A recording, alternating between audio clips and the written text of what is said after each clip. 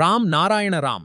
நீங்கள் அனைவரும் அறிவீர்கள், நமது நாட்டில் பல அரசியல் கட்சிகள் உள்ளன மற்றும் சில கட்சிகள் அமைக்கப்படக்கூடாது. ஆனால் அவை இன்னும் நாட்டை ஆளுகின்றன. இந்த கட்சிகளை ஆதரிக்கும் மக்கள் தங்கள் சொந்த நலன்களை மட்டும் விரும்புகின்றனர். காங்கிரஸ் கட்சியின் அனைத்து உறுப்பினர்களும் எங்கு சம்பளம் பெறுகின்றனர்? நான் நீங்கள் அனைவரையும் கேட்கின்றேன், இக்கட்சிகளின் அவசியம் என்ன? அவற்றை நீக்க வேண்டும். மேலும் தனிப்பட்ட சொத்துரிமை உரிமைகளை நீக்க வேண்டும். பூமியில் ஜாதி மதம் பற்றி பேசுகின்றனர், படித்தவர்கள் இல்லை என்று. ஜாதி கணக்கெடுப்பு எங்கு அரசியலமைப்பில் குறிப்பிடப்பட்டுள்ளது? இந்த அரசியலமைப்பை யார் உருவாக்கினர்? ஜாதி மதத்தில் வேறுபாடு காட்டுபவர்கள் யாரும் இல்லை. காங்கிரஸ் கட்சி ராகுல் காந்தியை மட்டுமல்ல, பிரியங்கா காந்தியையும் கட்சியில் சேர்த்துள்ளது. மக்களை மீண்டும் மயக்கும் நோக்கத்தில் அவர்கள் இந்திரா காந்தி போல பறை நீக்கு என்று கூறுகின்றனர். இந்திரா காந்தி பறை நீக்கு என்ற நாரையை அளித்தார், ஆனால் அவர் பீதியரை மட்டும் நீக்கினார். காங்கிரஸ் கட்சி பிரியங்கா காந்தியை கொண்டு வந்தது, ஏனெனில் ராகுல் காந்தி சிறப்பாக செயல்படவில்லை. இந்தியாவில் தேர்தல்கள் நடைபெறும் போது மிகுந்த பணம் செலவிடப்படுகிறது. அது சரியில்லை. ஒரே நேரத்தில் தேர்தல்கள் நடத்த வேண்டும்.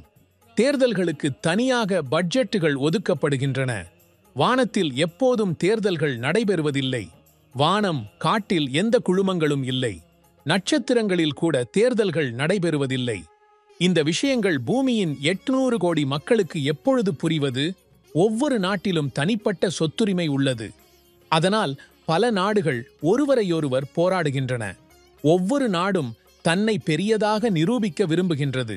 பூமியில் எந்த ராஜாவும் தனிப்பட்ட சொத்துரிமை உரிமை இருக்கக்கூடாது என்று கூறவில்லை. அனைவரும் சேர்ந்து பூமியில் மதம் தேவையில்லை என்று சொல்ல வேண்டும்.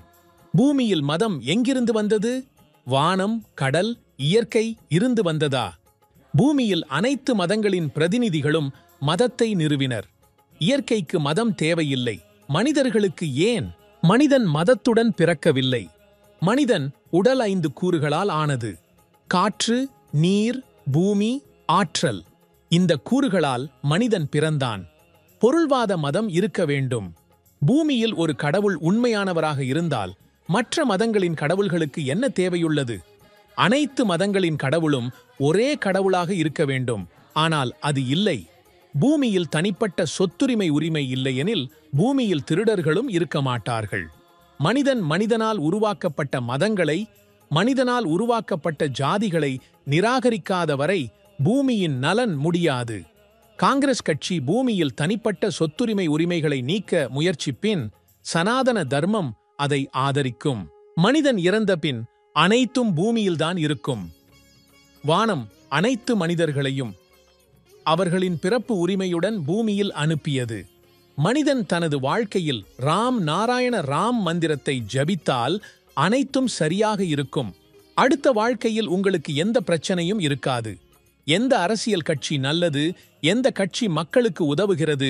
நீங்கள் எந்த கட்சியை நம்ப முடியும்? இவை அனைத்தையும் நீங்கள்தானே அறிய வேண்டும். இதை அறிய நீங்கள் தியானம் செய்ய வேண்டும்.